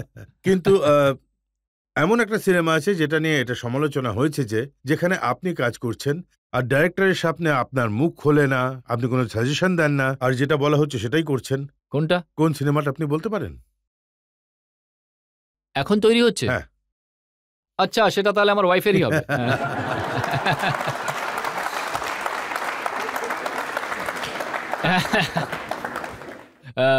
এটা ঠিক ধরেছেন আপনি। আমি শুনেছি যে ওই সিনেমাটায় বাজেট বেশি নেই, ওটায় বেশি ঝামেলাও নেই, আর আপনি খুব হেল্প আপনি পাচ্ছেন না, কিন্তু ডাইরেক্টরের কথা অনুযায়ী চলতে হচ্ছে। আসলে হয়তো এটা আমার প্রথম সিনেমা হবে 20 বছরের ক্যারিয়ারে, যার জন্য আমি খুব পিচ করেছিলাম যে আমি এই সিনেমাতে থাকবো অ্যাজ অ্যান অ্যাক্টর। এখনো পর্যন্ত এমন কোনো সিনেমা আসেনি যে আমি ওই সিনেমাটা করতে চাই আর ডিরেক্টর বলছে না তুমি এই সিনেমাটা করবে না। তাই যখন আমি কিরণের গল্পটা শুনলাম আমার খুব ভালো লেগেছিল, আর আমি চাইছিলাম যে এটার মধ্যে আমি একটা রোল করি। আর কিরণ বলল না তুমি এতে অ্যাক্টিং করবে না। তাই আমার খুবই অদ্ভুত লেগেছিল। আমি বললাম কেন? তখন ও বলল না তুমি খুব বড় স্টার আর আমার সিনেমাটা খুবই ছোট, তাই তোমাকে ওখানে মানাবে না। তখন আমি বললাম তুমি এভাবে ভাবছো কেন? ও বলল না আমি খুবই গরিলা স্টাইলে শুটিংটা করতে চলেছি, আমি ক্যামেরা ছোট সাইজের ব্যবহার করব, আমার 16mm ক্যামেরা থাকবে, আমি রাস্তায় নেমে পড়বো আর আমি এমন এমন জায়গায় যাব যেখানে খুব ভিড় হবে, আর তোমাকে সঙ্গে নিয়ে গেলে পুরো টিম নিয়ে যেতে হবে, 300 লোক থাকবে তোমার সঙ্গে, আর ওই সব নিয়ে এই সিনেমাটা আমি বানাতে চাই না। আমার ক্রিউ হবে 8 থেকে 10 জনের, তাই তোমার সঙ্গে এটা সম্ভবই নয়, কারণ তুমি যে সিনেমায় থাকো সেটা স্কেলই অনেক বড় হয়। তখন আমি বললাম যে দেখো স্কেল আমি ছোট করে দেবো, আমাকে নাও তো আগে। কিন্তু তবুও রাজি হয়নি, কারণ ও বললো ক্রিয়েটিভলি আমি একদমই সিনেমাটাকে খারাপ করতে চাই না, কারণ দর্শক যখন সিনেমাটা দেখবে ওদের যেন এটা মনে হয় যে এটা একটা চরিত্র, স্টার নয়। আপনার থেকে উনি বেশি জেদি? খুবই জেদিও। তো ওকে কিভাবে পটালাম সেটা আমি বলছি আপনাকে। তো ও বললো যে না ওখানে কি হবে, লব সাইড হয়ে যাবে, 3 জন নতুন লোক, তার মধ্যে তুমি একজন স্টার, আমার ঠিক পোষাবে না ওটা, ক্রিয়েটিভলি আমি কিছু বুঝতে পারছি না। তাই ও ফাইনাল বলে দিল যে সিনেমাটা তুমি থাকবে না। তখন আমার মনটা খুব খারাপ হলো, বললাম ঠিক আছে সিনেমাতে থাকবো না। ওর যখন কাস্টিং চলছিল ও লোকজনদের কাস্ট করছিল, আলাদা আলাদা স্ক্রিন টেস্ট চলছিল, আরও আমাকে দেখাচ্ছিল যে দেখো এর ব্যাপারে আমি এটা ভাবছি, এরকম এ ভালো অ্যাক্টার, এই আর আমি দেখছি কাকে চুজ করা যাচ্ছে আমার রোলের জন্য। তখন আমার খুব কষ্ট হচ্ছিল। আর তারপরে একদিন আমি কিরণকে বললাম যে একটা কাজ করা যাক, কারণ ও যাদের চুজ করছিল আমার মনে হয়েছিল যে ও ততটাও ঠিকঠাক নয়, এর থেকে বেটার হওয়া উচিত। তখন আমি কিরণকে বললাম যে একটা কাজ করা যাক, আমি স্ক্রিন টেস্ট দিচ্ছি সিনেমার জন্য, এই কারণে নয় যে আমি সিনেমাতে থাকবো, কারণ তুমি তো বলেই দিয়েছো স্পষ্টভাবে যে আমি সিনেমাতে থাকবো না, তো আমি অ্যাকসেপ্ট করে নিয়েছি কথাটা যে আমি সিনেমাতে থাকবো না, কিন্তু তুমি স্ক্রিন টেস্টটা তো নাও, তাহলে তুমি বুঝতে পারবে যে এই চরিত্রটার জন্য কি কি করা যেতে পারে, পসিবিলিটিস কি আছে, আর যে অ্যাক্টিং করবে এতে তুমিও ক্লিয়ার হতে পারবে অ্যাজ এ ডিরেক্টর যে এই চরিত্রটা কিভাবে ফুটে উঠতে পারে সিনেমার পর্দায়। তাই তুমি আমার স্ক্রিন টেস্ট নাও, not to take me in the film, আমাকে সিনেমাতে নিও না, তোমার শুধু একটা এক্সপিরিয়েন্স হবে যে কি করা যেতে পারে এখানে। তখন ও ভেবে বলল যে ঠিক আছে দাও। তখন গজনীর শুটিং হচ্ছিল হায়দ্রাবাদে, তাই আমি ওকে ওখানে ডাকলাম। একদিন যখন আমার শুটিং ছিল না, ছুটি ছিল, তখন আমি বললাম যে আজকে আমি স্ক্রিন টেস্ট দেবো। আমি স্ক্রিন টেস্ট দিলাম। তখন ওই স্ক্রিন টেস্টে যখন আমি দিলাম তখন ও অবাক হয়ে গেল। তখন ওর মনে হলো যে আচ্ছা এটা তো আমি এসব তো ভাবিনি এরকমও হতে পারে। তখন ওই স্ক্রিন টেস্টটা ওর সামনে ছিল, স্ক্রিন টেস্ট হয়ে গেছিল। আমি বললাম ঠিক আছে এবার তুমি অন্য একজন অ্যাক্টর খুঁজে নাও, তুমি একটা আইডিয়া তো পেয়ে গেলে ওই ক্যারেক্টারটা কেমন হতে পারে। তারপর ও অনেক খুঁজলো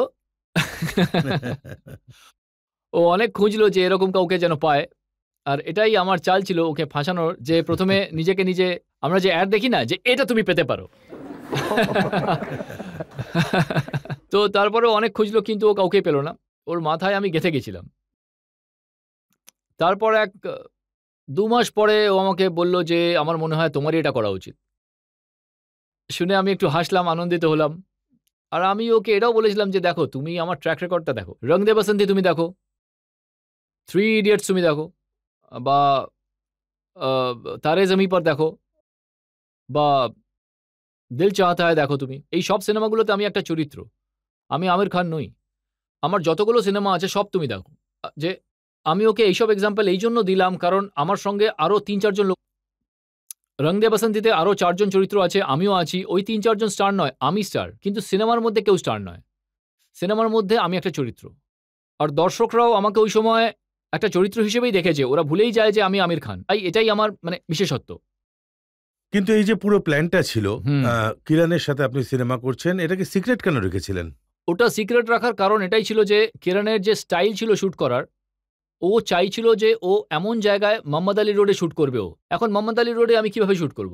মোহাম্মদ আলী রোডে ও শুটিং করবে যখন রমজানের সময়, ইফতারের সময় আমি রাস্তা দিয়ে হাঁটছি। হাজার হাজার লোক ওখানে হাজার হাজার থাকবে। লোক থাকবে।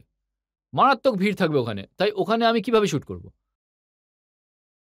তাই এইজন্য আমি এই জিনিসটাকে সিক্রেট রেখেছিলাম যে আমি ওই সিনেমাটার মধ্যে আছি। যাতে আমি সাডেনলি আসি, আমাদের শট নেওয়া হয়ে যাবে আর আমি ওখান থেকে বেরিয়ে যাব।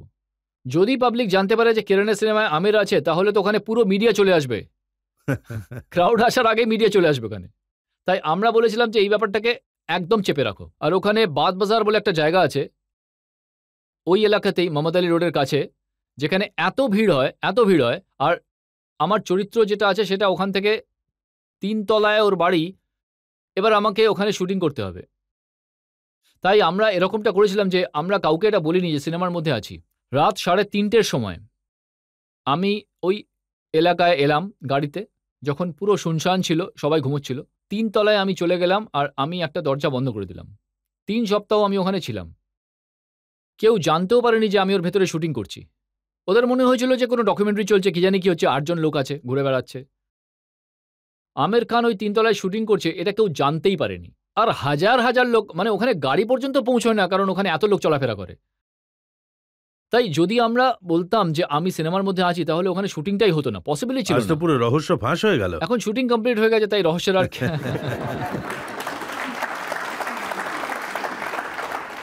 তাই তাই আসলে আমার ওখানে থেকে কিন্তু খুব ভালো লেগেছিল। ৩ সপ্তাহ ওখানে ছিলাম। আর শুটিংও ওখানেই হতো। আমি থাকতাম ওখানেই। একটা ঘর ছিল আর একটা বাথরুম ছিল। তাই আর ডিরেক্টর তখন যত আমার মিটিং থাকতো, এটা আমি আপনাকে বলছি, খুবই মজার ব্যাপার একটা। যত আমার মিটিং ছিল, বিনোদ চোপড়ার সঙ্গে, রাজু হিরানি, ওরা আমার সঙ্গে দেখা করতে আসতো। ওদের ওই 3 ইডিয়টস এর ডিসকাশন করার জন্য। তাই শুটিং হতো ঘরের মধ্যে আর অন্যটা ছিল বাথরুম। বাইরে তো আমি যেতে পারবো না। তাই আমার সব মিটিং বাথরুমেই হতো। তো কোমরের ওপরে বসে থাকতো বিনোদ চোপড়া। আর আমরা ডিসকাস করতাম এটা করতে হবে, ওটা করতে হবে। আর এটা পাবলিক জানতেই পারতো না কি হচ্ছে। আর ডিরেক্টর নিশ্চয়ই আপনাকে বকাও দিত। কিরণ তো মানে হ্যাঁ, ডিরেক্টর তো বকাও দেয়, আর কি করা যাবে।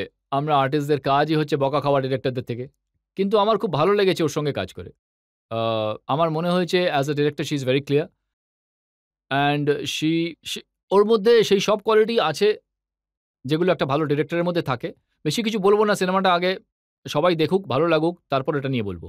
আমি আপনাকে জিজ্ঞেস করতে চাইছি আপনার সবথেকে ফেভারিট মুভি কোনটা যেখানে আপনার খুব ভালো এক্সপেরিয়েন্স হয়েছে? আমার নিজের সিনেমা হ্যাঁ। নাকি এটা তো স্বাভাবিক, আপনার অন্য কারোর সিনেমা ভালোই লাগে না। না, না, না, না, না, এমন কোনো ব্যাপারই না। আমার বরং আমি তো বলছি, গত কয়েক বছরে যেগুলো আমার খুব ভালো লেগেছে তার মধ্যে একটা হলো মুন্না ভাই এমবিবিএস। আমার খুবই ভালো লেগেছে। মুন্না ভাই লগে রহো আমার খুব ভালো লেগেছে। খুবই ভালো সিনেমাটা বানিয়েছে। দুটো সিনেমা যেগুলো আমি দেখিনি, আমি কিছুক্ষণ আগেও আপনাকে বলছিলাম, একটা হলো জব উই মেট, যেটা আমার দেখার খুব ইচ্ছে, আমি খুব প্রশংসা শুনেছি ওটার। দ্বিতীয় হচ্ছে ওয়েডনেসডে। তাই অনেক ভালো সিনেমা আছে। সরি, তুমি কিছু প্রশ্ন করছিলে। ও জিজ্ঞেস করছিল যে আপনার নিজের কোন সিনেমাটা ভালো নিজের? লেগেছে। জানি না, আমি ঠিক এই প্রশ্নের উত্তর আমি কখনোই দিতে পারিনি। অনেকবার আমাকে জিজ্ঞেস করা হয়েছে, আমার কোন সিনেমা তোমার ভালো লেগেছে? तारे जमीन पर। তারে জমিন পর। ঠিক আছে, তাহলে এটাই আমার ফেভারিট। এটা কি সত্যি যে আপনার সিনেমা যখন রিলিজ হয় সেটা যদি হিট হয়ে যায় তাহলে আপনি কাঁদেন, যদি ফ্লপ হয়ে যায় তাহলে তবু আপনি আমি কাঁদেন? কাঁদি। এটা একদম সত্যি। এর কারণটা কি? কারণ আমি খুব ইমোশনাল ধরনের একজন মানুষ। আর আমি খুব তাড়াতাড়ি কেঁদে ফেলি। আ আপনি বিশ্বাস করবেন না, যখন আমি মুম্বাই থেকে দূরে থাকি ৩-৪ সপ্তাহ, ৪-৫ সপ্তাহ হয়ে যায়, তখন আমি খুব মিস করি, হোমসিক হয়ে পড়ি। বাচ্চাদেরকে মিস করি। তাই যখন আমি আমাদের হোটেলের রুমে টিভি দেখি, কখনো, কখনো তো আমি অ্যাড দেখেও কেঁদে ফেলি। অ্যাডে বাচ্চারা থাকে, সেটা দেখে আমার চোখে জল চলে আসে। আপনি এই জায়গাটা চোখের জলে ভাসিয়ে দেওয়ার আগে আমি একটা ব্রেক নিয়ে নিচ্ছি। আর ব্রেকের পর যখন ফিরবো তখন আপকি আদালতে আমির খানের ওপর জনগণের মোকদ্দমার আরো একটা পর্ব। কোন রোলটা আপনি করবেন যদি মহাভারত বানানো হয়? দেখুন, মহাভারতে তো দারুণ দারুণ চরিত্র আছে। মহাভারতে একটাই রোল আমাকে মানায়, শ্রীকৃষ্ণের।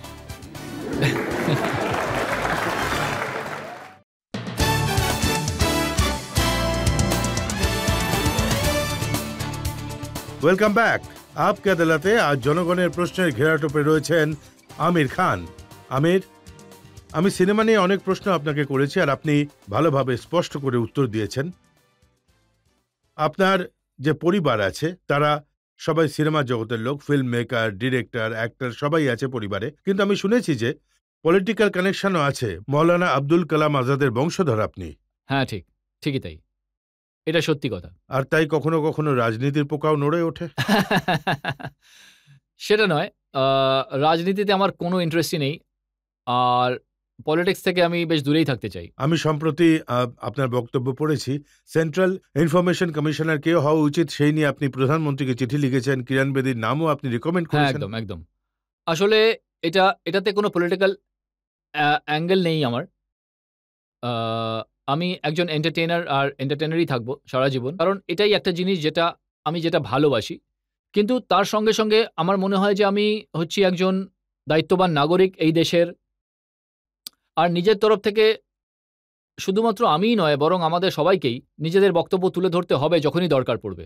আমি এটা জিজ্ঞেস করছিলাম যে লোকেদের বয়স যেমন যেমন বাড়ে তারা বার্ধক্যের দিকে এগিয়ে যায়, কিন্তু আপনি তো যৌবনের দিকে চলে যাচ্ছেন, রহস্যটা কি? আ দেখুন, এসব আপনাদের ভালোবাসা, আমি আর কি বলতে পারি? এর কোনো উত্তর নেই আমার কাছে। কিন্তু এটা সত্যি কথা যে আমি দেখুন, সৌন্দর্য এমন একটা জিনিস যে দেখে তার নজরের উপর নির্ভর করছে।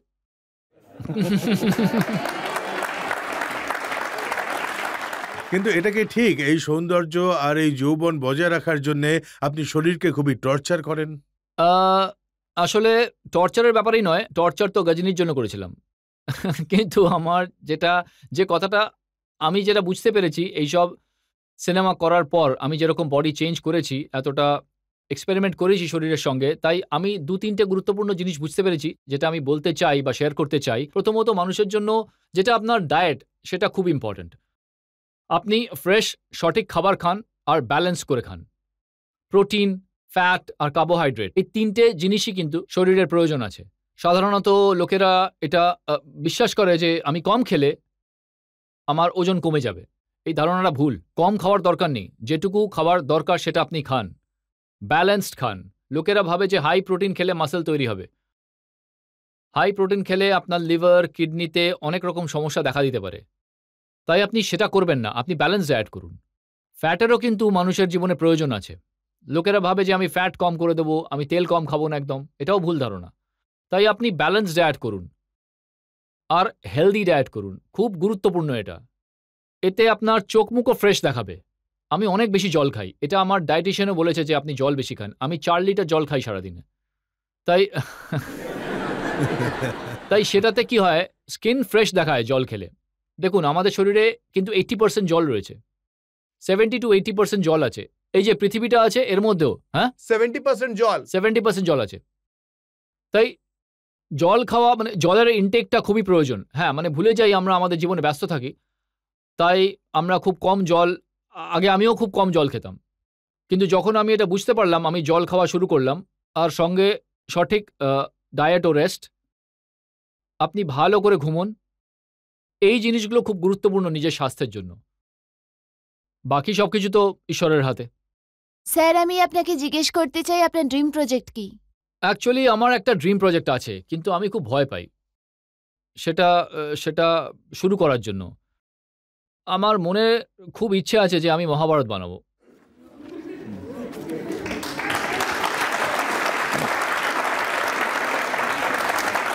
কিন্তু সেটা এত দারুণ একটা রাইটিং পিস আর এত চ্যালেঞ্জিং, কিন্তু ওটা আমার খুবই পছন্দের। কোন রোলটা আপনি করবেন যদি মহাভারত দেখুন, বানানো হয়? মহাভারতে তো দারুণ দারুণ চরিত্র আছে। আমার সব থেকে পছন্দের চরিত্র হলো কর্ণ, কিন্তু আমি ওই চরিত্রটা করতে পারবো না, কারণ আমি যতদূর জানি কর্ণ হলো 6 ফুট 5 ইঞ্চির ক্ষত্রিয় একজন, উনি ওয়ারিয়ার। তো মহাভারতে একটাই রোল আমাকে মানায়, শ্রীকৃষ্ণের।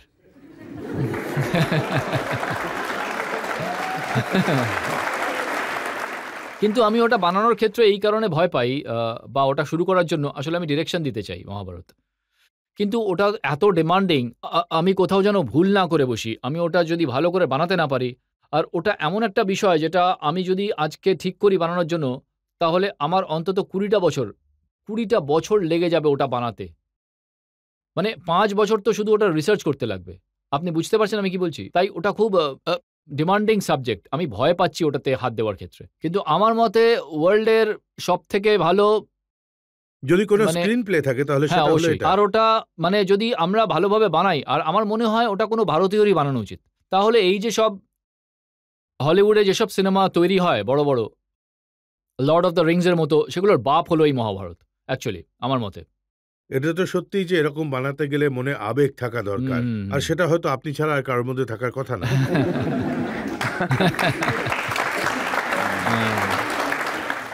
আবার একটা ব্রেক নিয়ে নেব, আর ব্রেকের পর আপকি আদালতে আজকের জাজ পুষ্পেশ পান্তের সিদ্ধান্ত। জজ সাহেব, অনেক অনেক ধন্যবাদ, আপনি যা যা বললেন আমার সম্পর্কে।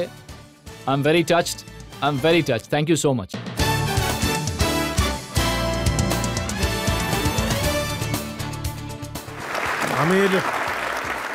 আমি সব ধরনের প্রশ্ন আপনাকে জিজ্ঞাসা করেছি, আর স্পষ্টভাবে খুবই ভালোভাবে আপনি উত্তর দিয়েছেন।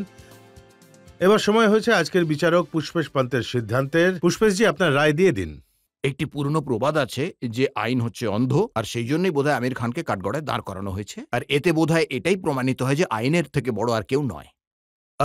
আমি বলবো যেভাবে অভিযুক্ত কাঠগড়ায় বসেছিলেন আর যেভাবে যাবতীয় প্রশ্নের উত্তর দিয়েছেন, জবাবদিহি দিয়েছেন, তাতে তো বলবো যে উনি যেভাবে মহাভারতের কথা বললেন তার জায়গায় চরম অগ্নি পরীক্ষা দিয়েছেন রামায়ণের, আর তাতে বোঝা গেল ওনার সততায় দাগ নেই।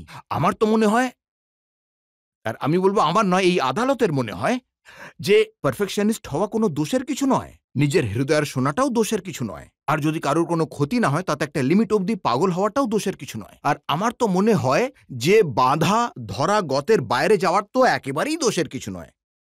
এনার সেন্স অফ হিউমার হলো দুর্দান্ত, এনার স্বতঃস্ফূর্ততা তো আরো ভালো, আর এই আদালত এটা মনে করে যে এনার ওপর যাবতীয় যা দোষারোপ করা হয়েছে সেই সব দোষ তারাই দিয়েছে যারা এনার সাফল্যে রীতিমতো ঈর্ষান্বিত এনার ক্রিয়েটিভিটির প্রতি আর এনার সততার প্রতি।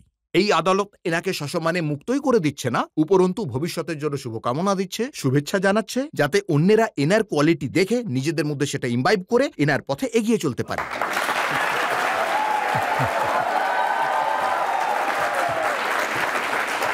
Thank you. আপনি কিছু বলতে চান? জজ সাহেব, অনেক অনেক ধন্যবাদ, আপনি যা যা বললেন আমার সম্পর্কে। I am very touched, thank you so much. Thank you.